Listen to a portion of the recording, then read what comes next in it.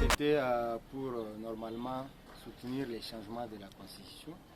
Et aussi c'était juste pour avoir des idées des intellectuels, avoir aussi des idées, des propositions de la classe intellectuelle pour qu'on puisse au moins savoir c'est quoi la réalité, qu'est-ce qui se cache dans le cœur des intellectuels du Nord Kivu par exemple.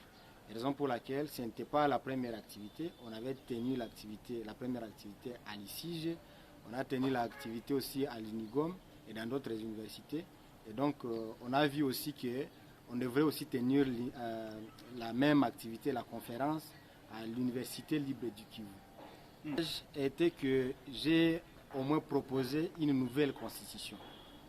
La constitution que j'ai au moins proposée, c'est la constitution dite la constitution de la République fédérale et démocratique du Congo. Donc je pensais qu'on devrait sortir de la RDC vers la RFDC. Et donc vu normalement l'ampleur du pays, et vu les nécessités, vu aussi les réalités qui sont sur terrain, et les réalités du pays, j'ai vu que ça serait mieux qu'on bascule vers le fédéralisme. Et donc, j'ai proposé aussi les changements de l'armoirie. Et donc, j'ai eu à mettre quand même quelques modifications. En tout cas, beaucoup de choses, même pour l'article 1er jusqu'à l'article... Parce que la proposition de constitution que moi j'ai proposée, c'est une constitution de 99 pages. J'ai eu à partager quelques informations, presque 14 articles avec les étudiants. J'ai eu à décortiquer avec les étudiants toute la constitution que nous avons. J'ai eu à critiquer et ils ont compris que quand même c'est important de changer la constitution pour donner le poids ou pour donner l'essence à nos réalités sociétales, donc à la constitution, pour que la constitution prenne en compte ou en considération des réalités sur terrain ou des réalités du peuple congolais. Et ma constitution ou la constitution que j'ai eu à proposer reprend au moins trois bases. La première base, c'est l'entrepreneuriat des jeunes, parce qu'il n'y a pas un pays qui s'est développé sans entrepreneuriat. Et donc, j'ai mis vraiment la priorité à l'entrepreneuriat, aux créations des entreprises, à l'industrie locale. Et donc, j'ai eu à faire tout ça. Et aussi, j'ai eu au moins à expliquer dans la constitution que j'ai proposée les sociales. J'ai mis la place du social et aussi de la politique. Et donc, j'ai eu au moins à avoir la possibilité d'asseoir tout ça. Parce que normalement, la constitution que nous avons, c'est une constitution de consensus et pas une constitution, pas une constitution républicaine, pas une constitution qui répond vraiment au patriotisme. Et donc, j'ai eu vraiment à voir tout ça et j'ai quand même vu que ça serait mieux qu'on procède comme ça. L'ancienne constitution de 129, la vôtre a combien? Ah, on a 9 articles.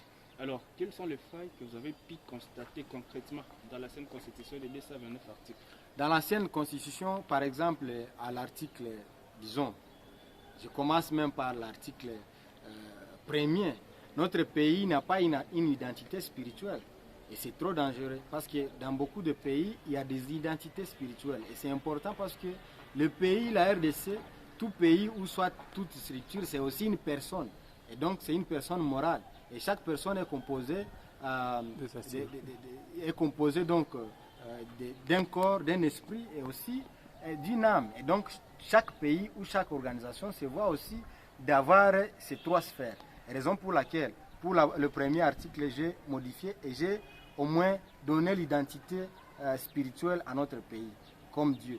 Alors, il y a aussi, par exemple, l'article 6 qui priorise seulement la création des partis politiques, le pluralisme des partis politiques. Mais moi, j'ai montré que ça serait mieux maintenant que ça ne soit pas le pluralisme des partis politiques, mais que ça soit le pluralisme des entreprises. Il y a aussi, par exemple, l'article 64. L'article 64, les M23, les M23 AFC aussi s'appuient à l'article 64 qui doivent aussi faire échec. Vous voyez que c'est vraiment trop dur. Il y a aussi, par exemple, ce qui m'a poussé maintenant à basculer vers l'État fédéral, comme par exemple l'article 202 et 203. Donc ça ne permet pas au gouverneur de développer sa province selon ses capacités ou selon les réalités de la province. Et comme ça, vous allez voir que les provinces comme Sankourou, les provinces comme... il y a des provinces, je me suis rendu par exemple au niveau de Mbujimaï.